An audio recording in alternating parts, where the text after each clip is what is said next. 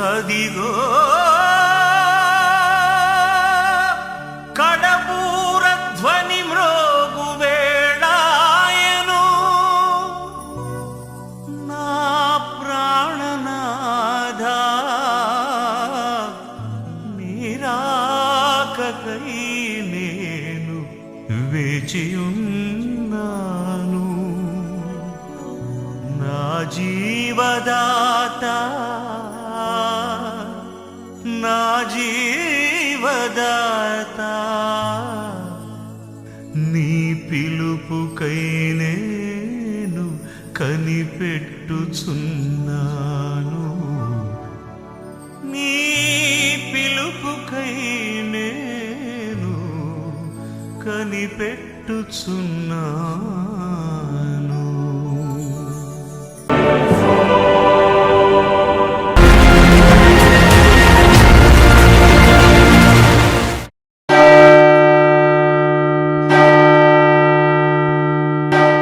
ప్రభువైన యేసుక్రీస్తు నామములో మీ అందరికీ నా హృదయపూర్వక వందనాలు.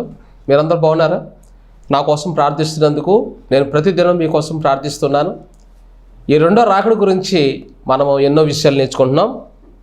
ప్రియులారా, యేసు ప్రభు రెండో రాకడికి సమాధులు తెరవబడును అనే మాట మనము వివరించుకుంటూ ఉన్నాం. ఇందులో ఒక గొప్ప విషయం ఉంది. ఇప్పుడు ఒక దైవజనుడు ప్రభునందు నిద్రించాడు. ఆయన పేరు డేవిడ్ లివింగ్స్టన్. ఆయన బాడీని రెండు స్థలాల్లో ఏం చేశారు? ఆఫ్రికాలోను ఇంగ్లాండ్లోను సమాధి చేశారు. ఇప్పుడు యేసుప్రభు రెండో రాకడలో ఈ రెండు చోట్ల నుంచి వేరువేరుగా లేపబడతాడా, ఇద్దరుగా లేపబడతాడా అనే ఆలోచనలు ఉన్నాయి. అంటే బాడీ గురించి పెద్ద సమస్య ఏం కాదు, బాడీని ఎక్కడ సమాధి చేశారని ముఖ్యం కాదు. యేసు ప్రభు రెండో రాకట్లో ఆయన స్వరం, ఆయన పిలిచేటప్పుడు అది ఎక్కడున్నా సరే రెప్పపాట్లో ఒకటైపోతుంది. ఒక వ్యక్తిని 4 చోట్ల సమాధి చేసినా మరేం పర్వాలేదు. ఆత్మ పరదేశంలో దేవుని సన్నిధిలోనే ఉంటాయి. పరదేశన్నా పరలోకమన్నా పక్కపక్కనే. పరదేశంలో ఉన్నవాళ్ళు దేవుని యొక్క మద్దతును పొందుతారు. దేవదూతలతో ఫ్రెండ్షిప్ ఉంటాయి. దేవదూతలు వాళ్ళకి పరిచయం చేస్తారు. అక్కడ ఉన్న పరిశుద్ధులందరూ కూడా ఒకళ్ళొకళ్ళు మాట్లాడుకుంటారు, చాలా హ్యాపీగా ఉంటారు. కానీ యేసుక్రీస్తును వాళ్ళు ఎప్పుడు చూస్తారంటే రెండో రాకడలో కడబోర శబ్దం వినబడినప్పుడు వాళ్ళు రెప్పపాట్లో భూమి మీదకి వచ్చి ఆ మహిమ దేహాలను ధరించుకొని క్రీస్తును ఎదుర్కొంటారో దాని వెనకాలే సజీవంగా ఉన్న మనం కూడా ఎదుర్కొంటాం. అంటే సమాధులకి పెద్ద పెద్ద గోళీలు కడతారు, దానివల్ల ఏం ప్రయోజనం లేదు. నువ్వు డెడ్ బాడీకి సమాధి కట్టావా లేదా ఎక్కడుంది అనేది అనవసరం. డెడ్ బాడీకి పెద్ద గొప్పగా ప్రాధాన్యతలు ఏమీ లేవు. కొత్త నిబంధనలో మనం చూసుకుంటే, పాత నిబంధనలు అయితే ఆ గృహం బయటే సమాధి చేసినట్టు ఉంటాయి. కాబట్టి రెండో రాకడలో మనం తెలుసుకోవాల్సిన సత్యం ఏంటంటే, నీవు ఎత్తబడే గుంపులో ఉండడానికి కొన్ని అర్హతలు నువ్వు భూమి మీద ఉండగానే సంపాదించాలి. అదేమని చెప్తుందంటే మార్కు సువార్త 9:3 రూపాంతర కొండ మీద యేసుక్రీస్తు ఆయన రూపాంతరం చెందినప్పుడు మహిమతో ఆయన ఉన్నప్పుడు అక్కడికి 2 భక్తులు వచ్చారు. మోసే, ఏలియా వచ్చారు. వీళ్ళిద్దరితో మాట్లాడుతున్నారు. మొత్తం వాళ్ళు 3 ఉన్నారు. అయితే ఈ దృశ్యాన్ని చూస్తున్నప్పుడు 3 చూస్తున్నారు. యేసు ప్రభుతో 2 మాట్లాడుతున్నారు, 3 చూస్తున్నారు. ఎవరు వాళ్ళు? పేతురు, యోహాను, యాకోబు చూస్తున్నారు. అక్కడ రాయబడే లేఖనం ఏంటంటే ఆయన వస్త్రాలు దగదగా మెరిశాను, ఏ చాకలియు అంతగా చలువ చేయలేడు. అంటే రెండో రాకడలో కూడా ఈ వస్త్రం నీకు ఇవ్వబడాలంటే బైబిల్లో కొన్ని విషయాలు స్పష్టంగా వ్రాయబడ్డాయి. అవి మనం తెలుసుకోవాలి. ఏమిటి అని అంటే, ఒకరోజు మోసే అంటాడు, ప్రభువా నేను నీ ముఖదర్శనం చూడాలి అని అంటాడు. అలాగ అన్నప్పుడు ఆ నేపథ్యంలో ప్రభు అంటాడు, నేను నీకు ఒక బండ చూపిస్తాను, అది ప్రత్యేకమైంది, ఆ బండ మీద నువ్వు నిలబడాలి అంటాడు. అలా నిలబడాలి అన్నప్పుడు మోసే ఏం చేస్తాడంటే ఆ బండ మీద నిలబడతాడు.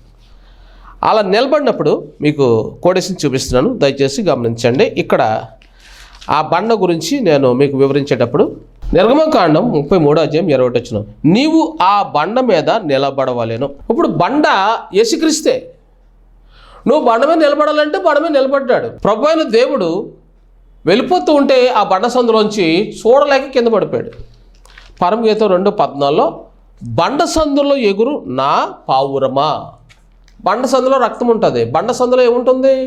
ప్రవాహంగా రక్తం ఉంటుంది. పావురం అంటే సంఘం, వధువు. శ్రమల్లోంచి వెళ్ళే వధువు ఎత్తపడుతుంది.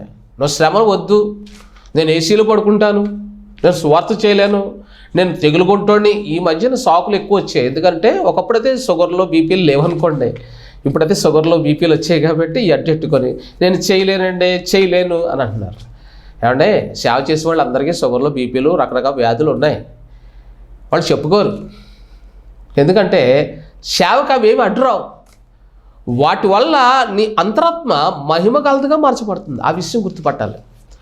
ఇక్కడ బండ సందులో ఎగురు నా పావురమా అంటే నిర్గమకాండం 33:21 నువ్వు నా స్వరూపం చూడాలంటే బండ మీద నిలబడన్నాడు. చూడలేకపోయాడు. ఇప్పుడు మోసే గారికి ఒక చిన్న అనుమానం ఉండిపోయింది. అదేంటంటే ఆదికాండం రాసింది ఎవరు? మోసే గారే. ఆదికాండం 3:21 ఆదాము అవ్వలకు ఆయన చర్మపు చొక్కాలు తొడిగించిన రాయబడింది. మోసే గారికి కొంచెం డౌట్ వచ్చి ఉంటుంది. ప్రభా, ఆ చర్మం చొక్కాలు ఇచ్చా కదా, అది ఏ చర్మం? అది గొర్రె చర్మం, గొర్రెపిల్ల చర్మం. అంటే నేనే ఆదాము అవ్వలు చేసిన పాపను ప్రతిగా నేను గొర్రెవేలి ఈ లోకానికి వస్తాను, నేను మరణిస్తాను, మరణించి 3వ దినం తిరిగి లేస్తాను, వారికి విమోచన అనుగ్రహిస్తాను. ఓకే, బాగానే ఉంది. పాపం మోసే విన్నాడు. ఎందుకంటే ఆదికాండం రాసింది ఆయనే. కానీ ఇక్కడ మరొక విషయం సంఘటన జరిగింది. అదేంటంటే నిర్గమకాండంలో ఇక్కడ ఒక వచనాన్ని మనం ధ్యానం చేసుకోవాలి. ఏంటంటే నిర్దోషమైన గొర్రెపిల్ల తీసుకురావాలని నిర్గమకాండము 12వ అధ్యాయం 6వ వచనంలో నిర్దోషమైన ఏడాది మగపిల్లను తీసుకొనవలెను, గొర్రెల నుండి అయినను మేకల్లో నుండి అయినను దాన్ని తీసుకొని వచ్చును, ఈ నెల 14వ దినము వరకు మీరు దాన్ని పంచుకొనవాలి. ఇక్కడ రాసిన అద్భుతమైన మాట ఏమిటి అనంటే ఎప్పుడైతే గొర్రెపిల్ల వధించబడిందో అప్పుడు ఇశ్రాయేల్ ప్రజలకు విడుదల కలిగింది. అంతవరకు వాళ్ళకి బానిసత్వం నుంచి విడుదల కలగలేదు. గొర్రెపిల్ల రక్తము చిందించబడింది. పాప విముక్తి అయి ఎర్ర సముద్రాన్ని పాయలు చేసిన దేవుడు అవతలికి దాటారు. ఇప్పుడు మోసే మరొక డౌట్ వచ్చింది. అక్కడేమో 3:21 ఆదికాండం ప్రకారంగా యేసుక్రీస్తు గొర్రెపిల్ల అన్నాడు. ఇక్కడ అతని డౌట్ క్లియర్ అయింది. ఇక్కడ గొర్రెపిల్ల అంటే ఎవరు అని అంటే నిర్గమకాండంలో 12వ అధ్యాయం మగ గొర్రెపిల్ల, మచ్చలేనిది. ఇంకో మాట రాస్తుంది ఇందులోనే చాలా చక్కగా. నిర్గమకాండం 33:21 నీవు ఆ బండ మీద నిలువవలెను అనే మాటతో మనం ప్రారంభించాం. అయితే మోసే ఎప్పుడైతే ఆ గొర్రెను వధించాడో, ప్రభువా మరి ఆ గొర్రె నువ్వే అన్నావు కదంటే, నేను వస్తాను, భూమి మీదకి వస్తాను, నా ఛాయారూపంగా నువ్వు గొర్రెను వధిస్తేనే కానీ పరో ఈ ప్రజలను పోనివ్వడం. కానీ ముందే చెప్పాడు, ఈ ప్రజలను, ఈ 30 లక్షల మందిని కానానుపురం చేరాలి అని అంటే అబ్రహాం, ఇస్సాకు, యాకోబులు ఇచ్చిన వాగ్దానం నెరవేరాలంటే పరో హృదయం నేను మారుస్తున్నాను. నువ్వు ఆ గొర్రె రక్తము ఎక్కడ రాశారు? ద్వారబంధాల మీద రాశారు. సరే, మంచిది. వీళ్ళు ఎప్పుడైతే విడుదల పొందారో ఎర్రసముద్రం పాలు చేసి అవతలకి వెళ్ళారు. మోసేకి డౌట్ ఉండిపోయింది చనిపోయినంత వరకు. యేసుప్రభు వస్తా అన్నాడు కదా అని మోసే యేసుప్రభుకి రాకడ కొరకు ఎదురు. అప్పుడు ప్రభు అన్నాడు, నా రాకడ నువ్వు చూద్ది కానీ నిబోకొండ నువ్వు చూస్తావు కానీ అనిపించవు అన్నాడు. కానీ మోసే ఎలాగైనా సరే కానాను చేరాలని చాలా ప్రయత్నించాడు. నెంబర్ 2 యేసును చూడాలని ఇంకా ఆశించాడు. అయితే నెబోశెకర్ అనే ప్రాంతాన్ని చూపించాక ఆయన చనిపోయాడు. ఆయన సమాధి ఎక్కడుందో నేటి వరకు ఎవరికి తెలియదు. అయితే యేసు ప్రభు అంటే సశరీరుడుగా ఈ లోకానికి ఆయన ఎలాగొచ్చాడు? సశరీరుడుగా. బైబిల్లో చాలా స్పష్టంగా రాసున్న వాక్యము, ఆయన సశరీరుడుగా ఈ లోకానికి వచ్చాను అనే మాట మనకి కనిపిస్తుంది. యేసుక్రీస్తు భూమి మీదకి వచ్చాక రూపాంతర కొండ మీదకి ఇప్పుడు యేసు ప్రభుని కళ్ళారా చూశాడు. ఎప్పుడైతే మోసేను కళ్ళారా చూశాడో ఆశ్చర్యపోయాడంటే, అబ్బా అబ్బా తండ్రి నీ స్తోత్రం నాయన. అంటే ఇప్పుడు మోసేకి ఏమనిపించిందంటే, ఆదికాండం 3వ అధ్యాయం 21వ వచనం, నిర్గమకాండం 12వ అధ్యాయము, రూపాంతర కొండ మీదకి వచ్చినప్పుడు అప్పుడు ప్రభు చెప్తున్న మాట ఏమిటనంటే, రూపాంతర కొండ మీద మార్కు సువార్త 9:3 ప్రకారంగా నేను త్వరలో కొన్ని నెలల్లో మరణించబోతున్నాను, మరణించి తిరిగి బ్రతుకుతాను.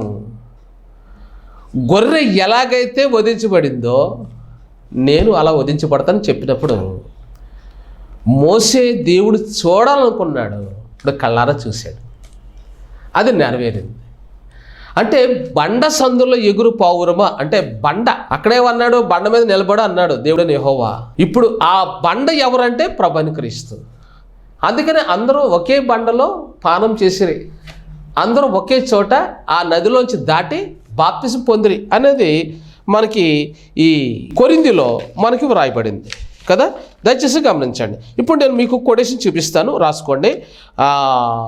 అయితే మోసే కళ నెరవేరింది. ఇప్పుడు ఆయన చాలా తృప్తిగా ఉన్నాడు. యేసుక్రీస్తు వారు ఈ లోకానికి ఆయన వచ్చిన తర్వాత దేవదూతలు కళ్ళారో దేవుడిని చూశారు. ఎందుకంటే మహిమలో ఉన్న దేవుడిని అక్కడ చూడలేక కళ్ళు కప్పుకున్నారు. యేసుక్రీస్తు అంటే దేవుడే యేసుక్రీస్తు రూపంలో రిక్తుడిగా వచ్చాడు కాబట్టి కళ్ళారా చూశారు, మనసారా ఆరాధించారు. పరలోకంలో దేవతలు ఎప్పుడు ఆరాధిస్తారు, ఎప్పుడు స్తుతిస్తారు. కానీ ఆయన ముఖం ఎలా ఉంటుందో దేవదూతలకి తెలియదు, మోసే గారికి తెలియదు, ఎవ్వరికీ తెలియదు. కానీ యేసుక్రీస్తు రూపంలో దేవుడు ఎప్పుడైతే వచ్చాడో అప్పుడు దేవదూతల సంతోషానికి అవధులు లేవు. అందుకనే లోకాసువార్త 2వ అధ్యాయంలో ఆయనను హోసన్న అని చెప్పి స్తుతిగానాలు చేశారు. ఆయన జన్మించినప్పుడు ప్రకృతి ఆనందించింది, లోకం సంతోషించింది. ఆయన జన్మించినప్పుడు ఈ ప్రపంచం ప్రకృతి సంతోషించింది. ఎందుకంటే ఆయన ఎప్పుడైతే ఈ లోకానికి వచ్చాడో అప్పుడు క్రీస్తు శకం అనేది ఉద్భవించింది. మనిషి పుట్టినప్పుడు క్రీస్తు శకం ఉంటుంది, చనిపోయినప్పుడు కూడా క్రీస్తు శకం ఉంటుంది. అంటే దాని అర్థం ఏంటంటే క్రీస్తు శకం అని అంటే పాపక్షమాపణ అనేది మనిషికి వచ్చింది. విగ్రహార్థంలో కానీ ఏ మతంలో పాపక్షమాపణ లేదు. పాపక్షమాపణ గురించి ప్రస్తాపన ఏ మతంలో లేదు. క్రీస్తు మార్గంలో ఈ ప్రస్తాపన పదే పదే కనబడుతుంది. నువ్వు చేసిన పాపాన్ని నీ మనస్సాక్షిని ఒప్పింపచేయి. నీ మనస్సాక్షిని ఒప్పింపచేసేది బైబిల్లోని లేఖనాలే నిన్ను నీతిమంతుడిగా పరిస్థితులకు ఉంచుతాయి. అయితే ఇప్పుడు మనం వద్దాం. ఇందులో చాలామంది ఏం చేశారంటే వ్యతిరేకించారు. ఆనాడు వ్యతిరేకించారు, ఈనాడు వ్యతిరేకిస్తున్నారు. కాబట్టి 1 కొరింథీ 10:10లో శనగకుడి అనే మాటతో ప్రారంభించాడు పౌలు గారు. 6 లక్షల మంది ఉన్నారు, లెక్కిస్తే 30 లక్షల మంది ఉన్నారు. మరి మోసే చేసిన 10 అద్భుతాలు చూశారు, ఎర్ర సముద్రాన్ని పాయలు చేయడం చూశారు. ఇంతగా చూసిన ఈ కళ్ళు మోసేని ఎందుకు నమ్మలేనట్టు? వారు శనిగిరి. ఇక్కడ ఈ మాట మనం గుర్తించాలి. శనిగిరి అనే మాట అంటే వారు శనిగి ఏం చేశారంట? 23,000 మంది ఏం చేశారంటే యుగాంతం అందున్న మనకు బుద్ధి కలుగుటకే రాయబడిన. శనిగినందువల్ల 23,000 మంది చనిపోయారండి. మోసే అంత గొప్ప దైవజనుడి మీద సనుక్కున్నప్పుడు ఈరోజు సంఘాల్లో ఉన్న వాళ్ళు దైవజనుల మీద సనుక్కుంటున్నారు అని అంటే ఈ 23,000లో ఉన్న దురాత్మలు ప్రతి సంఘంలోకి వచ్చి ఉన్నాయి, ప్రతి విశ్వాసుల్లో ఉన్నాయి, సనుక్కున్న వాళ్ళలో ఉన్నాయి. గుర్తించాలి. నువ్వు సనుక్కుంటే అభివృద్ధిని పోగొట్టుకుంటావు, రోగాలు పాలవుతావు, అప్పులు పాలవుతావు, కష్టాలు పాలవుతావు. నువ్వు సనగద్దు. నువ్వు సనుగుతే ఆ సనిగే దురాత్మలు మన సంఘాల్లో ఉన్నాయి. ఈ సనిగే టీము కోరహని ఎంబ్రైని మనం ముందే చెప్పుకున్నాం.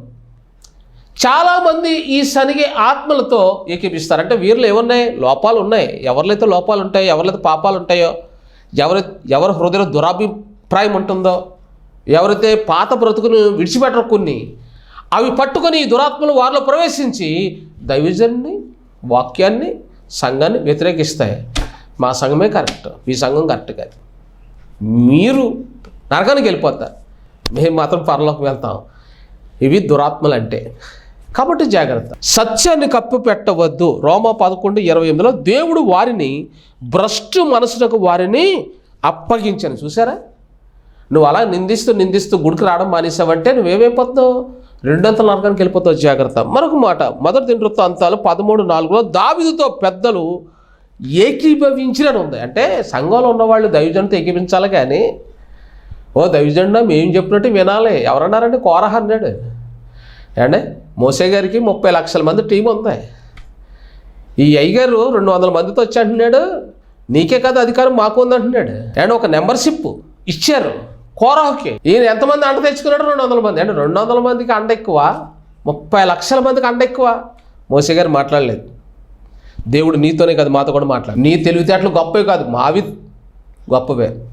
ఏం చేయాలో మాకు తెలుసు. నువ్వెంత, నీ బ్రతుకెంత, నీ మాట మేము విన్నాం. ఎప్పుడైతే ఇలాగ అన్నాడో దేవుడైన యెహోవా విన్నాడు. మోసే, యెహోషువ, కాలేబులో వారి గుడారం నుంచి మీరందరూ ఇలా బయటకు రండి అన్నాడు. వచ్చేసారు. భూకంపం వచ్చింది, జీవ సమాధి అయిపోయారు. ఈనాడు అలా ఎవరు చచ్చిపోరు, కానీ ఆనాటి శాపం, ఆ సనుక్కున్న వాళ్ళ పాపం నేడు సంఘంలో ఏలుబడి చేస్తుంది. జాగ్రత్త. ఆ విశ్వాసం నువ్వేమో మనసు మార్చుకో. ఆ విశ్వాసులున్న భ్రష్టత్వం నీలో కానీ మీ సంఘంలో కానీ దైవజనుడిని విమర్శించే అలవాటు ఆలోచన నీకుంటే నిన్ను కూడా వెంటాడుతుంది ఆ పాపం. జాగ్రత్త. దైవజనుడి మీద ఎవడు నిందలు వేసినా వాళ్ళు వర్దలరు. ఎందుకంటే దైవజనుడి కష్టం వేరు, అతను పడిన కష్టం నువ్వు పడలేవు. దైవజనుడు పడే బాధలు వేరు. అతను వేకుజాను లెగిస్తాడు, కన్నీరు కారుస్తాడు, విజ్ఞాపన చేస్తాడు. తింటున్నాడో లేదో ఎవరికైతే తేలదో, వాడు తింటున్నాడో లేదో, వాళ్ళు ఎన్ని బాధలు పడుతున్నారు, వాళ్ళ పిల్లలతో భార్యలతో తింటున్నారో లేదో చెప్పుకోరు. వాళ్ళు ప్రతి కష్టాన్ని దిగమింగి విజ్ఞాపనలు చేస్తారండి. కాబట్టి నువ్వు వెళ్ళే మార్గంలో రాకపోకలో నువ్వు వర్ధిల్లుతున్నావు. అవన్నీ పక్కన పెట్టి నువ్వు దైవజనుడు నిందిస్తే దేవుడు ఊరుకుంటాడా? ఊరుకోడు. జాగ్రత్త. ఇక్కడ మరొక మాట, రోమా 13:11 కాలం ఎరిగి నిద్ర మేలుకొని వేలైనది. కాబట్టి కాలం మారింది. నువ్వు పరలోకానికి వెళ్ళే సమయం ఇది. నిద్రలో ఉన్నావు కాబట్టి నువ్వు సనుగుతున్నావు. నీ నిద్ర నుంచి బయటపడాలని రోమా 15:4 అన్నాడు. మనకు బోధ కలుగు నిమిత్తమే రాయబడి. అంటే వీళ్ళందరూ చచ్చిపోయారని కొత్త నిబంధనలో ఎందుకు రాయబడి ఉంది? పౌలు గారు ఎందుకు రాస్తున్నారంట? ఆనాడు జరిగింది ఈరోజు జరగకూడదు సంఘంలో. ఆనాడు దైవజనుడి మీద సరిగి చచ్చిపోయారు. ఓ విశ్వాసులారా, మీరు సనిగితే మధ్యాకాశానికి ఎగిరే అవకాశం పోగొట్టుకుంటారు. ఇక్కడ కూడా నిండు నూరేళ్ళు నీకు ఇవ్వడం, మధ్యలోనే నీవు అప్పుల పాలైపోతావు, రోగాలు పాలైపోతావు, భ్రష్ట మనసు నీళ్ళకి వస్తుంది. అవన్నీ భ్రష్టాత్మలు కాబట్టి వాటికి లొంగొద్దు. నువ్వు మేలుకొని ఈ వాక్యం ద్వారా పౌలు హెచ్చరిస్తున్నాడు. మరొక మాట, మొదటి యోహాను పత్రిక 4:20 ఒక మాట అంటున్నాడు, సహోదరుడు ద్వేషించిన వాళ్ళందరూ అంటండి కనిపించిన దేవుడిని ప్రేమించలేడు. అంటే నువ్వు కనిపించే పాస్టర్ గారిని ప్రేమించలేనప్పుడు కనపడని దేవుడిని నువ్వు ఎలా ప్రేమిస్తున్నావు? కనిపించే నీ పక్కవాడు బాధల్లో ఉంటే నువ్వు పట్టించుకోవు కదా. మళ్ళీ నువ్వు అతను బైబిల్తోనే ఉంటావు, ప్రార్థనలోనే ఉంటావు, వాక్యం చదువుతావు, సువార్త ప్రకటిస్తావు, దీర్ఘ ప్రార్థన చేస్తావు, కన్నీళ్ళు బడబడ కారిపోతాయి. కానీ మరి కనిపించే వాళ్ళకి నువ్వెందుకు సహాయం చేయవు? కనిపించే వాళ్ళు నువ్వెందుకు సహాయపడవు? కనిపించే వాళ్ళతో ఎందుకు నువ్వు ప్రేమగా మాట్లాడవు? కనిపించే వాళ్ళకి నువ్వు ప్రేమను పంచలేనప్పుడు నీ ప్రేమను దేవుడు స్వీకరించడు, నువ్వు విడవబడతావు. నిర్గమం 32:8 ఎలాగుంది, నేను వారికి నియమించిన త్రోవ నుండి త్వరగా తొలగిపోయి ఎలాగున్నారంట, త్వరగా తొలగిపోయి వాళ్ళు ఏం చేశారు? దూడను చేస్తున్నారు, దూడను. కాబట్టి జాగ్రత్త. త్వరగా తొలగిపోయారు. మోసే దైవజనుడు లేనప్పుడు 40 దినాలు దేవుడితో ఉన్నప్పుడు వాళ్ళు ఏం చేశారు? దూడను చేసుకున్నారు. ఈరోజు 40 దినాలు ప్రార్థన చేసుకుంటున్నారు సంఘాల్లో. చేసుకోండి అండి, 40 దినాలు కాదు, మనం ప్రతిదినం ప్రార్థనలో ఉండవలసిన దినాలు ఇవి. ఈ దినాలు క్రిస్మస్ దినాలు కాదు. క్రిస్మస్ చేయకూడదు, ఉపవాస ప్రార్థన చేయాలి. ఎందుకంటే ప్రభు రాకడలో ఉన్నాం కాబట్టి. 40 దినాలు గొలియాతు సవాల్ ఇస్తున్నాడు, రండిరా నాతో యుద్ధానికని. 40 దినాన్ని ఎవరిచ్చారు? అయ్యగారు. 40 దినం తర్వాత దావీదు వచ్చాడు, యేసు రక్తమే జయం ఇసిరాడు. ఏంటది? బండలోంచి ఊడిపడింది. ఏంటది? రాయి అనగా బండను కొట్టాడు. ఎలా పడ్డాడు? ఇలా పడాలి, తగిలింది కాబట్టి ఇలా పడ్డాడు. అంటే వెనకాల దేవత ఉందాడా కూడా తెచ్చుకున్నాడు. దేవతను ఇక్కడ ఉండు, ఆ యుద్ధానికి వచ్చినాడు నాకంటే బలమైనోడేమోనని దాగోలు దేవతను తెచ్చుకున్నాడు. ఎవరు? గొలియాత్. మరి దావీదు ఎవరు తెచ్చుకున్నాడు? సైన్యునికి అధిపతిగా ప్రభువుని తెచ్చుకున్నాడు, సృష్టికర్తను తెచ్చుకున్నాడు. సృష్టికర్తను చూసిన దాగోనమ్మ గారికి దడొచ్చేసింది, అప్పుడే పెరలసిస్ వచ్చింది. అయ్యి బాబోయ్, సృష్టికర్త ఉన్నాడు దావీదు దగ్గర, ఒరే నువ్వేంట్రా బాబు ఒక్కడ అనుకుని వచ్చానని ఏం చేసింది? ఆ దాగోని దేవత గొలియాతును డెప్ప మీద ఇలా కొట్టేటప్పటికి అసలు అయ్యగారు ఎలా పాడాలి, ఇలా పడ్డాడు. వెంటనే అతను కత్తిని తీసి అతను తలకాయని నరికాడు. అంటే 40 దినాల తర్వాత దేవుని ప్రజలకు విజయం వచ్చింది. అసలు ఎవరైనా దావీదుని పట్టించుకున్నారా? ఆ యుద్ధం దావీదు చెయ్యాలా? అందరూ ఆ యుద్ధంలో దావీదు చచ్చిపోతున్నాడు అనుకున్నారు. దావీదుకి మద్దతు ఎవరు పలకలేదు, దావీదుకి సహకారులుగా అక్కడ ఎవ్వరూ నిలవబడలేదు. అందరూ కూడా ఆ యుద్ధాన్ని చూస్తున్నారు, కానీ అందరూ అనుకుంటున్నారు దావీదు ఖచ్చితంగా చచ్చిపోతాడని. కానీ దావీదు పక్షాన ఉన్న దేవుడు ఒంటరిగా ఉన్నాడు, నిరాశ్రయగా ఉన్నాడు. దావీదును అన్నదమ్ములు పట్టించుకోలేదు, తండ్రి పట్టించుకోలేదు, సైనికులు పట్టించుకోలేదు, సౌలు రాజు పట్టించుకోలేదు, సమాజం పట్టించుకోలేదు, ఎవరు పట్టించుకోలేదు. ఒక్కడ దేవుడు పక్షాన నిలబడ్డాడు. నాకు సైనిక అధిపతిగా నా ప్రభు నన్ను చూస్తున్నాడు, ఆయన నాకు విజయాన్ని ఇస్తాడని ధైర్యంగా ముందుకు వచ్చాడు, విజయాన్ని సాధించాడండి. అది యుద్ధం అంటే. ప్రియులారా, మర్చిపోకండి, మీ జీవితంలో మీరు గెలవాలనుకుంటే ఒంటరిగా ఉన్నాను అనుకోకండి, నన్ను ఎవరు పట్టించుకోవట్లేదు అనుకోకండి, నన్ను అందరూ ద్వేషిస్తున్నారు అనుకోవద్దు. అప్పటి వరకు దావీదుని ఎవరు పట్టించుకోలేదు. ఒక్క విజయంతో దావీదు రాజు అయ్యాడు, దావీదు ప్రశంసలు పొందాడు. ఒక్క విజయంతో దావీదు ఎంపిక చేయబడ్డాడు, ప్రత్యేకించబడ్డాడు. ఆ విజయం ఎందుకు వచ్చింది దావీదు కంటే? అభిషేకం వల్ల వచ్చింది. దైవజనుడు మాట విన్నాడు దావీదు.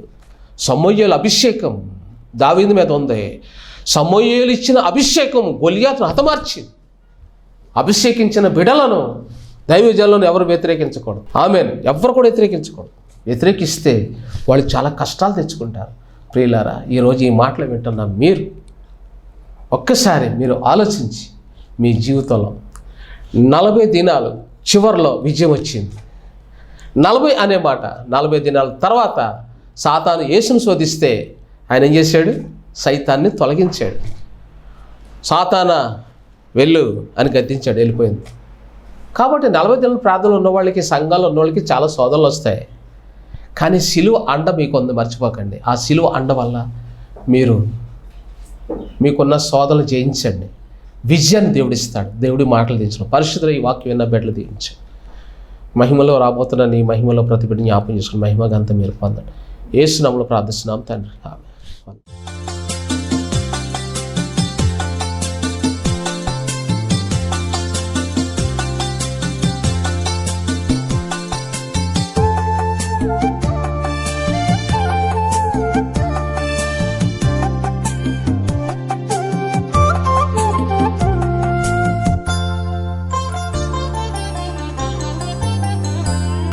చల్లని నీడలో నీ చక్కని సేవలో నా బ్రతుకు సాగనిమ్మయ్యా యేసయ్యా, నా బ్రతుకు సాగనిమ్మయ్యా, నా బ్రతుకు సాగనిమ్మయ్యా యేసయ్యా, నా బ్రతుకు సాగనిమ్మయ్యా. నీ చల్లని నీడలో నీ చక్కని సేవలో నా బ్రతుకు సాగని.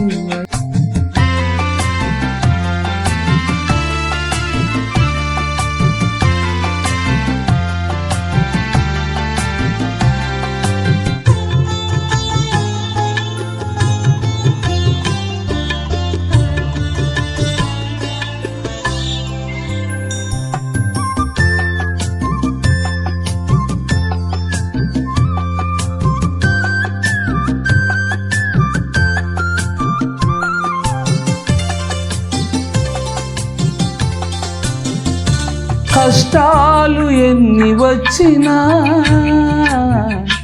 వేదనలు ఎదురైనా, కష్టాలు ఎన్ని వచ్చినా, వేదనలు ఎదురైనా, నీ కృపా నాకు చాలు, నీ కాపుదల మేలు, నీ పరిశుద్ధాత్మతో నన్ను ఆదరించవా,